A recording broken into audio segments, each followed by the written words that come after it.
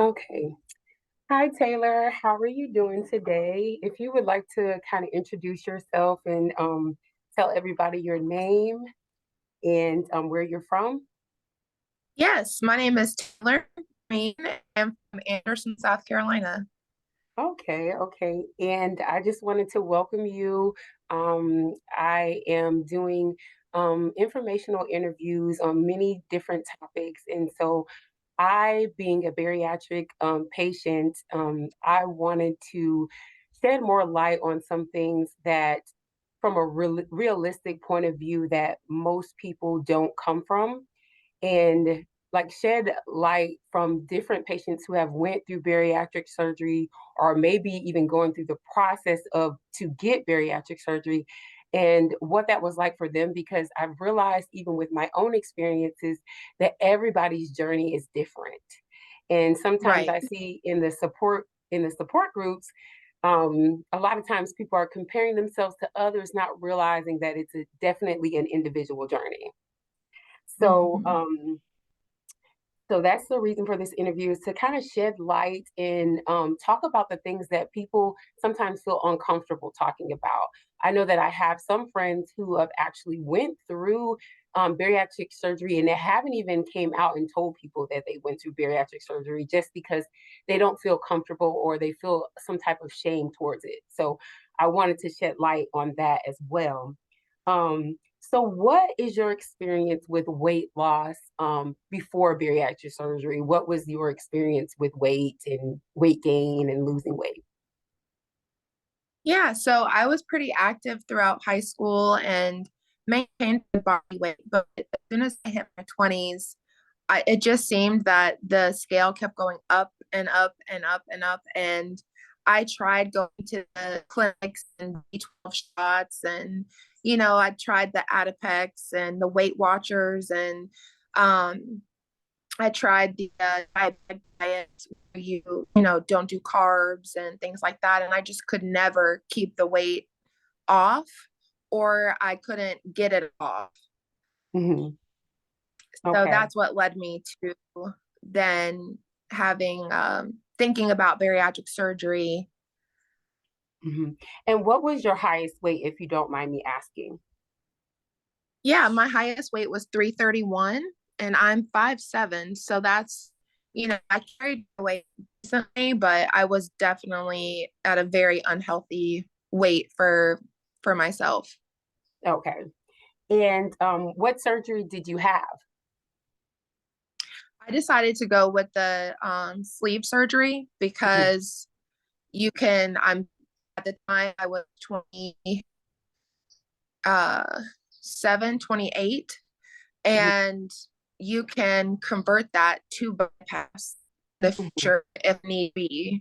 Hmm. So I wanted to start with the sleeve and, hope that I didn't need to go to bypass one day, but if I did or if I need to, I have that option.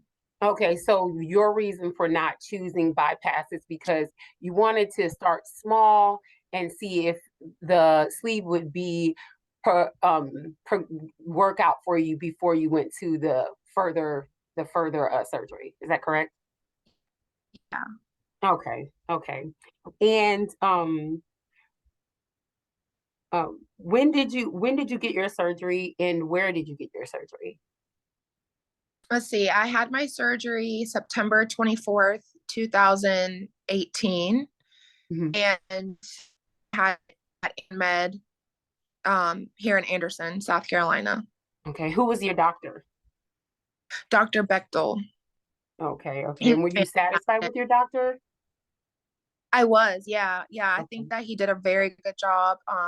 I did experience some severe complications after my surgery, and he took very good care of me during that time. Okay, okay. And I'll get back to you to go into more detail about those complications. Um, um, but I guess we can go into further. So did you have complications right after surgery, or were the surgeries did the complications happen as your healing process progressed, like later on after? It did, yes. So I was fine for probably about 2, 3 weeks after surgery. Hmm. And then I got to a point where I could no longer keep anything down. I Okay. could not keep fluids down. I could not keep um, any type of puree food down. And Mhm. it actually got to the point where I had to have 3 endoscopies, Okay. and they went back and, with the camera down my, put me to sleep 3 different Okay. times with separate hospitalizations due to dehydration. Okay. Okay. And did you have any other things besides dehydration? Because basically you were basically continuing to vomit up everything that you took down. Yeah, I mean everything.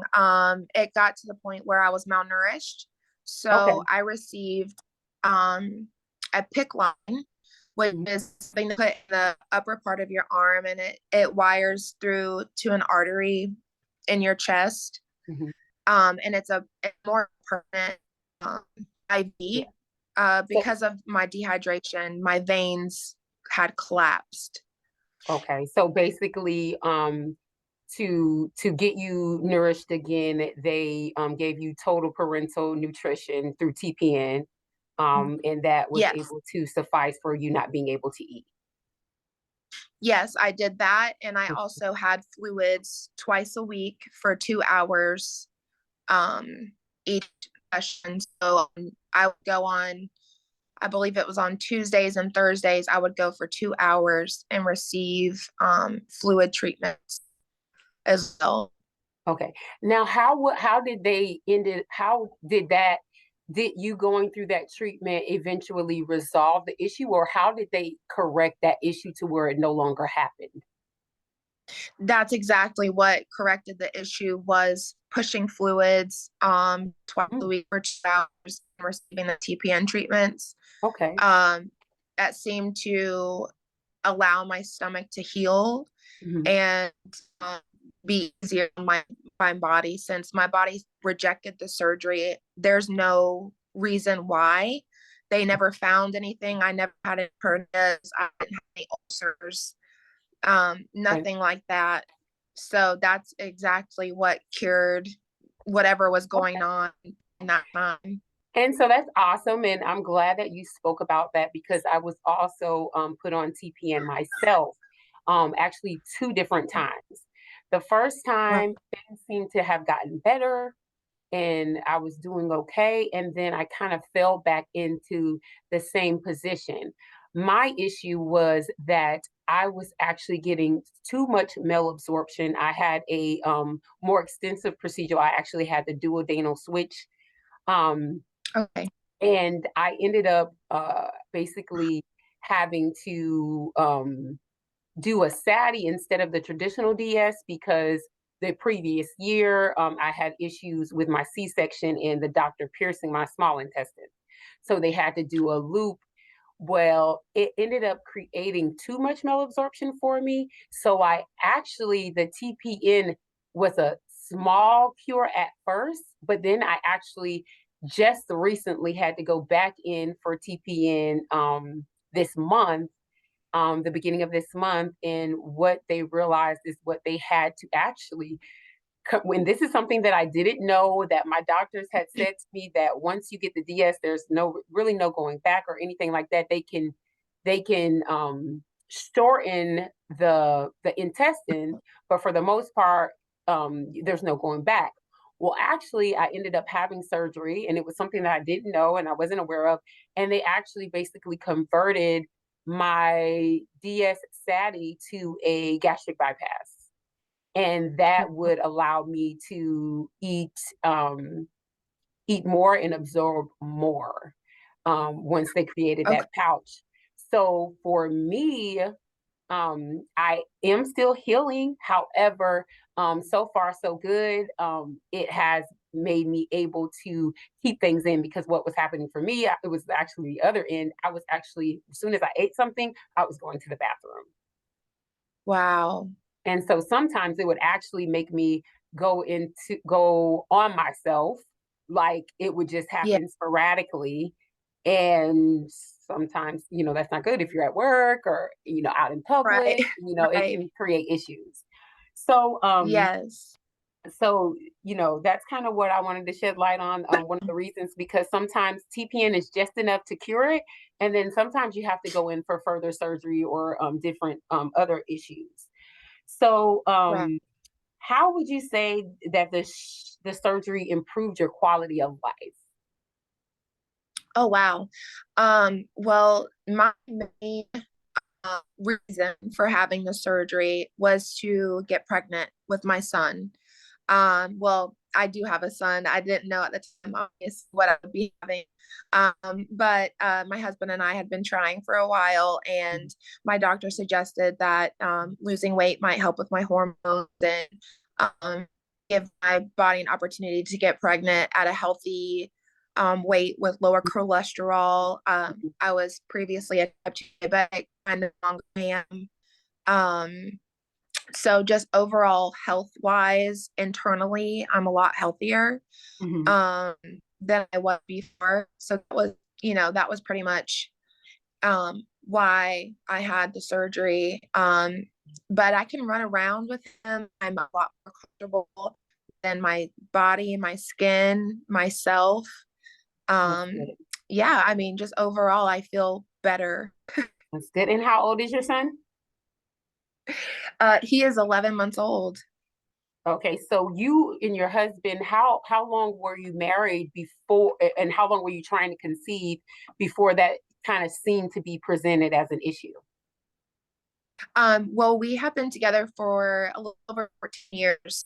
And married for we just let's see, we just celebrated 5 years of marriage during the summer. Mhm. So we had been trying the day we got married. Okay, So about 2 years. okay. Yes, Yeah. so I've heard a lot of different things. I've had personal friends and I've had different people that I've seen in different support groups that I'm a part of say that that is one of the things that happened as a result of weight loss surgery is being able to Mhm. conceive. And a lot of times people don't realize how much weight impacts a normal ovulation cycle and different things Yes. like that. And so that's a very good plus to getting the surgery. And I'm sure, being a mother is just like Mhm. even though it's challenging, it's not easy, it's one of the most things Yeah. you would ever imagine to have, right? So that's a great thing. That's a really good thing. I always like hearing those stories when people get their rainbow babies, as they would call them. Yeah. Yeah. That's exciting for me. So you answer that you're married and you've been with him for about 14 years, and you guys just celebrated your 5-year anniversary. How do you feel like it's affected your marriage, maybe positively or negatively? If you don't feel like answering one or the other, you don't have to. Oh, yeah, definitely in a positive way. Okay. My husband is very supportive of Okay. anything that I do. And he liked me. He's attracted to big women. And so Okay. obviously he loved me, my body, no Hmm. matter what size it was. Hmm. But he definitely cares about on the inside than the outside. So Okay. it improved our marriage in a way that I have more confidence within myself. Okay. So, obviously that helped any situation. Mhm. Um, and it helped our sex life, our Okay. intimacy, definitely improved over Okay. years and since I've had the surgery. And that's something a lot of people don't talk about is their sex life and intimacy. I ended up having my bariatric surgery after I had my son, and there was issues with that.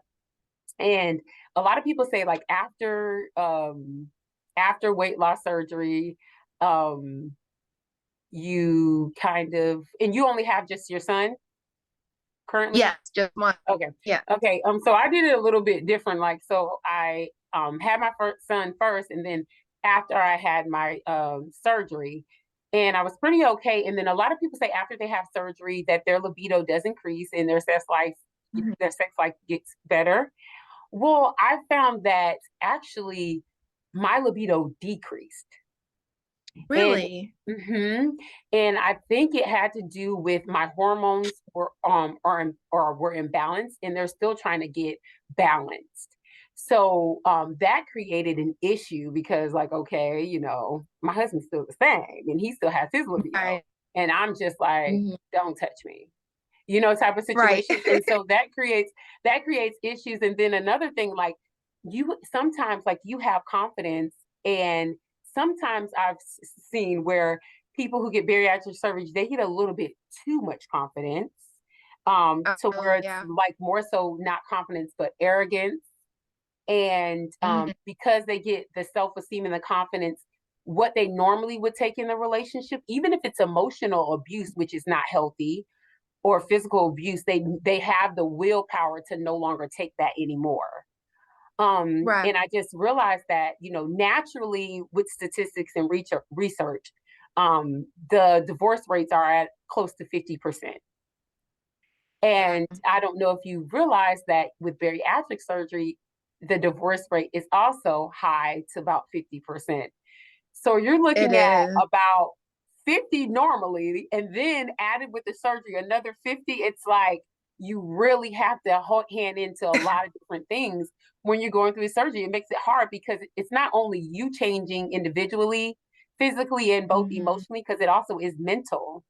Um, Yes. you also experience changes as far as, like, your family experiences changes. So Yes. I've heard where some spouses don't aren't attracted to their spouses anymore because they were attracted to their weight, or however the Right. circumstances came. Right. Yeah, it's important to it does shed light on that, why you got married, and who the person is that you Mhm. are want to be, or the person that you married. And my husband and I definitely married for the inner reasons and not the outer reasons. So I think that gave us a big leg up in that department. Yeah, that's a great thing. That's a great thing. And I'm glad that your marriage is flourishing and it actually got better, because some people Yeah. don't experience that, and they can just give up, or you can just try to work on it. Um Right. And so there's different ways to work on it, but it is a process. You get what I'm saying? It is definitely a process, and your partner has to be willing to have patience with you, Yes. in that regard. So I'm hoping that this interview can also, with people hearing this, this can also help a spouse or a significant other Yes. to, see that, your spouse isn't the only one going through this. Other people go through these things of hormone imbalances, Yeah. and it doesn't always increase your libido. It sometimes can decrease your libido, and people don't like to talk Right. about that. Um, Yeah. what medications or vitamins do you take due to surgery currently? I currently still take prenatals, just because I'm still postpartum from having a child. Okay. But before that, I would just take a multivitamin and add in iron. Okay. And so that's the good thing about the sleeve. That's one of the benefits of the sleeve, is that you don't have to take as much vitamins because you still have absorption. You just are Mhm. limited and have the small portion size to help with not eating so much or overeating. And so that's the good Right. part about that. And were you on any medications due to previous health diagnosis that you were able to stop, or did you have to start taking other medications that you weren't taking before? I got off all of my medications um after surgery, after I was done losing weight. You go in for checkups and check your blood work, and they do the blood panels. I was able to come off cholesterol medication. I was able to come off diabetes medication, Okay, thyroid medication. So that's yeah, I awesome. was able to come off all of that. So all of that has gotten worse. I mean, gotten better, and so you no longer have those diagnoses. Right. Yeah. That's Those are all off my charts. So that hey, is awesome. That's see, and that's another one of the benefits. Diabetes improves, cholesterol improves, sleep apnea improves, just Yes. so many different things, Mhm. infertility improves. So that is, good. It's showing that it had a very positive effect despite the complications in the beginning, Mhm. which some Yes. people don't have those complications to where they have to do a Right. TPN, but you did, and then it got better over time. And that was a part It of did. your journey. Yes.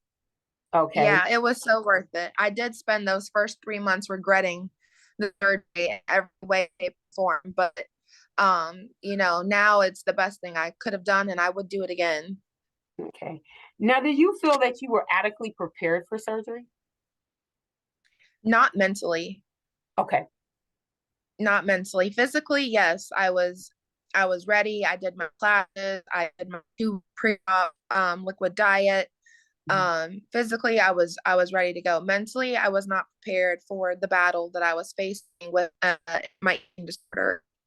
And would you say it was binge eating? Yes, binge eating, definitely. And if being honest, it went the opposite direction. So now I'm in therapy for still disordered eating, but not eating enough. Okay. Okay.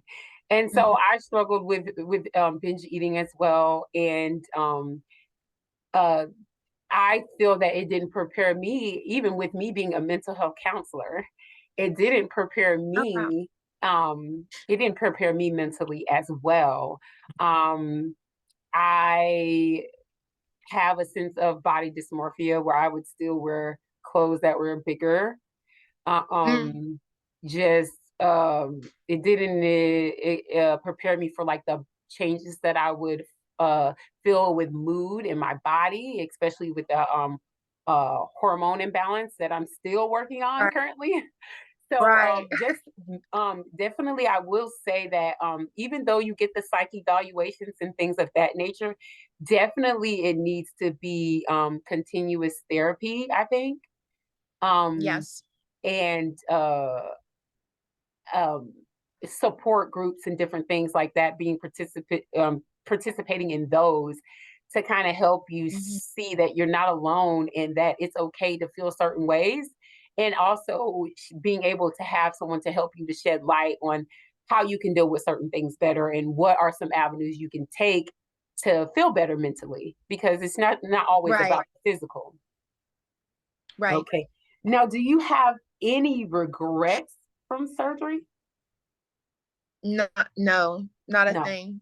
no. Okay. Not a thing. Okay. Because sometimes, sometimes you may have, do you feel like, even though you don't regret it, because I don't regret my surgery either, but I do feel like there was a time, especially like when I was going through TPN, I was like, okay, what did I get myself into? Like, Oh you my know, gosh. Yeah. The mhm, first 3 months, well, I was sick for 3 months. It took 3 months for me to, um, I was out of work. I mean, I couldn't work. I couldn't take care of myself. I had around the clock care between my mom, my dad, my husband, uncle. Everybody kind of stepped in because mhm, I couldn't be left alone because of mhm, how sick I was. So I mhm, spent those 3 months in a very dark place of, I hated my life. I hated the fact that I had the surgery, even though mhm, I was losing the weight rapidly because I was so sick. I mhm. didn't really care about that. I just wanted to eat and feel better. Right. Um, so I definitely went through a period of time where I was like, what did I do to myself? Like, why did I do this? But 3 years down the road, even 6 months after my surgery, feeling better, I no longer had those, regrets. Right. I do Exactly. It have, was just in the moment. yeah, and I do still have a little PTSD from certain aspects of the surgery I Yes. experienced. So sorry about this time of year. I'm gonna move inside. Okay. Um, but other than that, things tend to be, okay on a regular basis. That's good. That's good. And how far out did you say you are from your surgery? Let's see, 2000, that was 2018, 19, 20, 21. So 4 years. Okay. Okay. And did you reach your goal weight yet? I did, yes. I reached my goal weight a year and a half after surgery.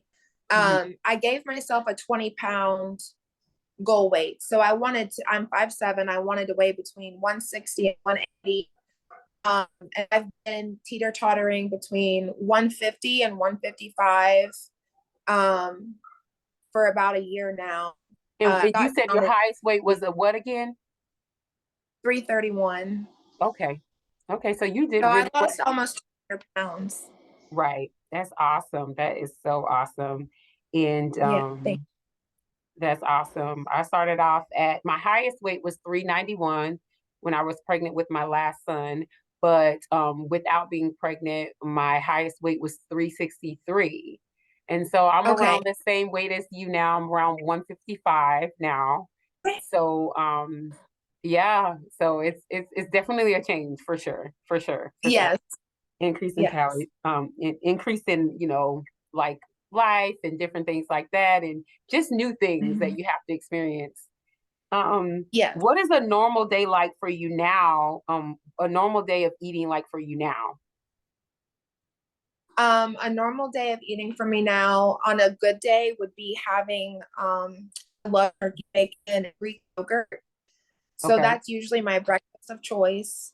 Hmm. And I normally do something light for lunch, like two packets.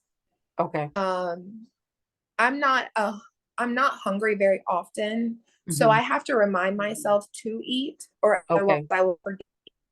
Okay. And then I eat whatever I want for dinner. So at this point in my journey, um, I have room and I can eat a normal dinner. Whatever my I cook for my husband, I eat for myself. But it's normally like chicken fajitas, stuffed peppers, Okay.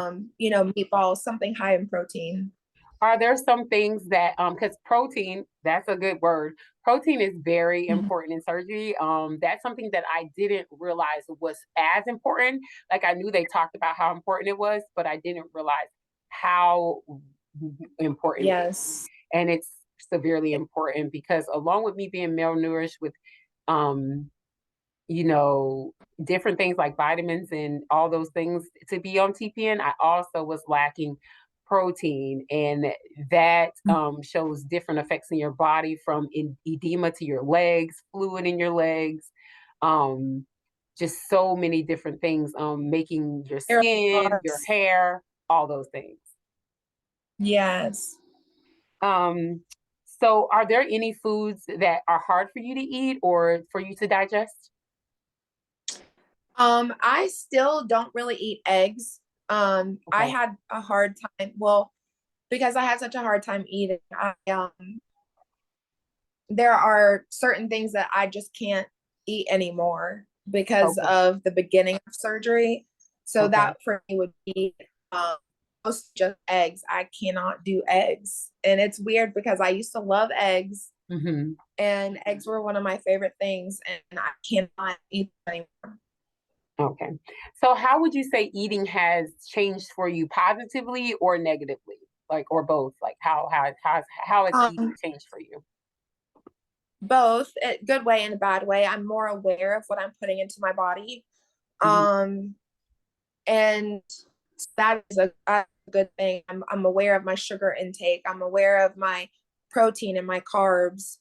I'm almost too aware to where I do have the disordered eating and Right. I'm afraid to put on the weight. So I don't want to eat or I'll forget to eat because I'm not hungry. It's So almost like I my feel body myself so I feel trained. myself getting into that headspace, and I have to do mental health evaluations, like evaluation of myself and my mental, and like affirmations for myself because I just recently I had surgery to convert to a gastric bypass. And one of the things that the doctor told me was Now you have to do more calorie counting and you have the ability to gain weight. And all I heard was Mhm. you have the ability to gain weight. And so I Yeah. was like, so I don't eat breakfast, lunch, and dinner, and I just eat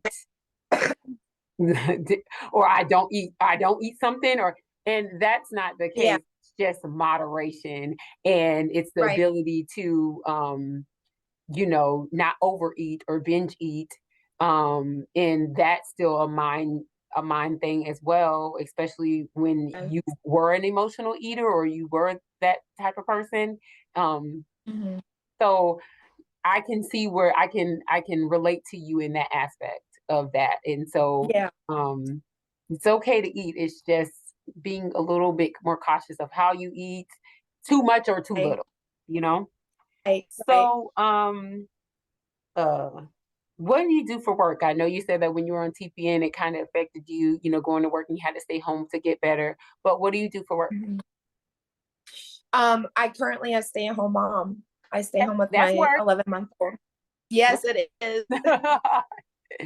It is. Okay. And how do you like that? I like it. It's hard on the mental. It's hard on your mental, but it is good. I still am going through postpartum, so you have to add that into the mix of everything else. Okay. But it's fun, and I thoroughly enjoy him. Okay. What did you do work prior to being a stay-at-home mom, or were you always kind of like a stay-at-home wife? Or Yeah, so I kind of am a Jill of all trades. I have a college license, so I did hair, but I also bartended and served okay, tables prior to COVID, okay, and was also in school for to become a therapist as well. So okay, okay. That's awesome. That's yeah. awesome. And so you said that if you could get surgery again, you would. Um, Mhm. but my question is to you, what would you change something? Would you change something if you knew what you knew now, would you change something? Maybe about the process or No, I was a smoker. okay, Um, and I think that hindered. I actually think that's what probably made my recovery so hard is okay, that I actually never stopped smoking. okay, Even though I never developed ulcers due to smoking or anything like that, um, I do think that's what initially caused the complications. So going okay, into it, I would have taken that part more seriously and would okay. have quit. Yeah, and one of the doctors that actually works with the network that I worked, he spoke about smokers and he says that's one of the main things that he will refuse somebody to get the surgery is if they refuse to stop smoking. So it must Yeah. be a severe I don't know the logistics of it, but I did watch him in his forum when he was speaking about it and doing an interview and he said one of the things that would make him deny someone for surgery is if they refuse to start smoking. So I'm sure there's a reason for that and there's a severity that could come with that. Yes. So the fact that Yeah. you say that gives people great knowledge of how important it is that if they are a smoker to stop smoking, and that it could Yeah. affect them in their healing process. Yeah. Okay. One, Yes, yes, yes. Um, do you feel that support groups are necessary for bariatric patients? I think for some, yes, Okay. I do. And I think for others, maybe not so much. I'm one that doesn't necessarily, but I'm in therapy. So I actually, yes, I do think it's important. I think that everybody needs a support system of some kind, whether it's a group or an individual therapist. Yeah. I choose Because individual therapy, therapy it's mhm, only because I have prior issues. So being with her one on one, kind of knocking out a bunch of things, at one time. But I think for some people, the disorder eating that are still struggling after surgery, that are still eating the things that maybe they know they shouldn't be eating, mhm, the support groups are really helpful for that and keeping you encouraged and to keeping, your why at the forefront of your mind. mhm. And a lot of people aren't really. they've gone through situations in their life to where they're not really keen on, support groups or anything like that. And therapy Right. is definitely a support. So Yes. it's not a group, but it's individual. So just as I think, just as long as you have something, I think that can be great. So the fact Yeah. that you may not have the groups and all that, but you have the therapist, and that's a support for you to voice your concerns, your opinions, what you're going through, your emotions, and then your past traumas that went along with Yeah. your eating disorders and things of that nature. So I think that's really good. Yes.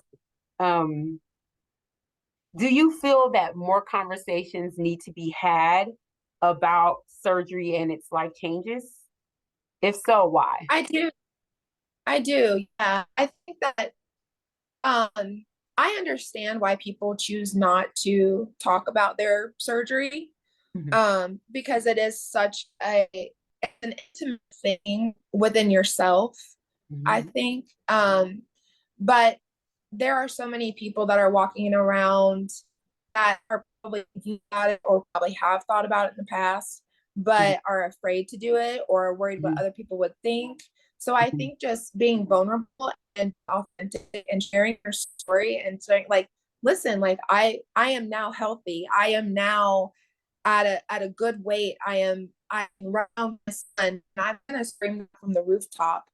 And I understand that not everybody is like that, but what if the person next to you might need that, you know? Mhm, So mhm. I believe it's not just about us going through it, it's about too like what we can do for other people as well in Exactly. their health journey or just in their life in general.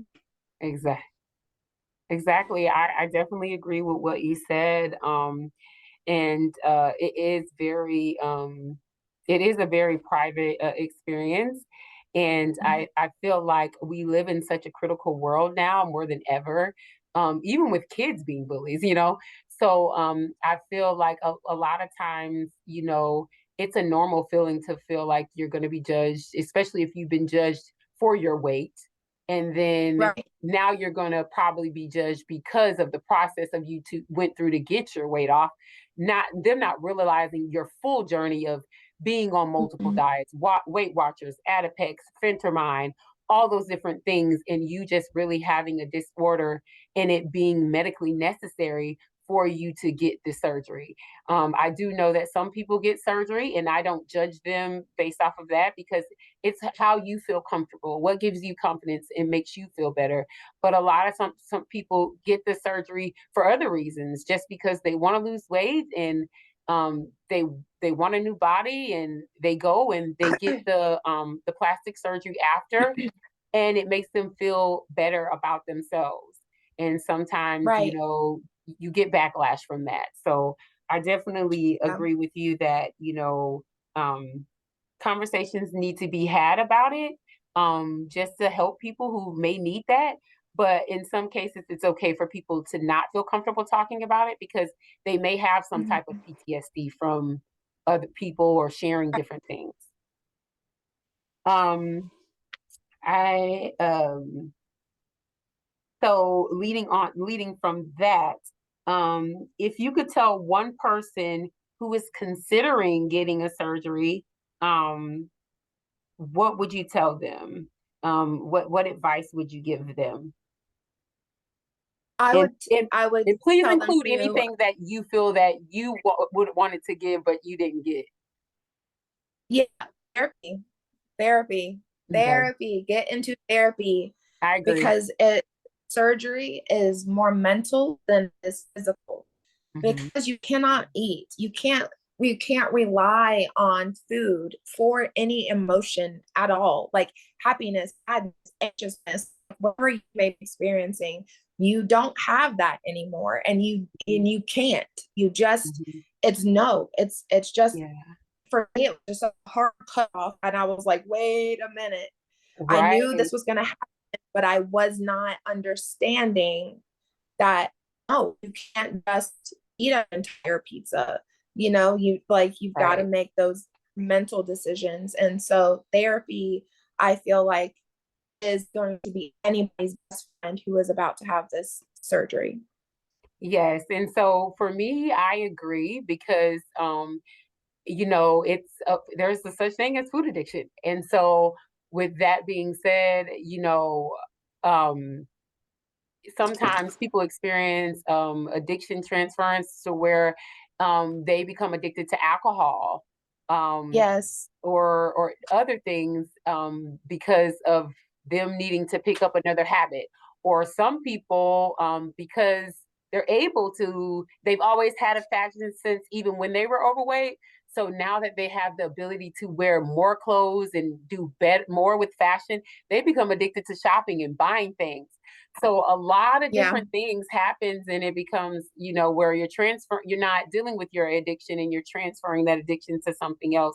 So I definitely agree with Yeah. you that ongoing therapy, ongoing psychiatric mental health care is important because it can change into body dysmorphia where you really don't see your weight and then you want to eat less and you want to not gain weight because you're scared of that process.